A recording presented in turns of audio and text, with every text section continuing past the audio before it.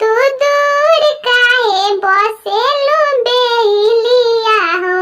तोहके लोढ़ना के जाइए हरिवाले बने तोहके लोढ़ना के जाइए ए हरिवाले बने हमके लोढ़ना है मौलिया के पुतावा हो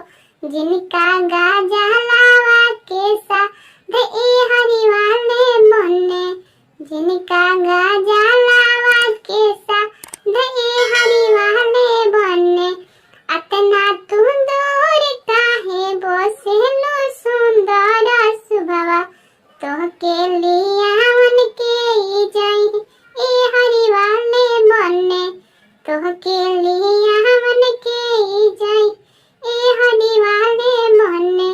हमके लियावन आइए ससुर अपन ससुर जिनका पतोहिया के साथ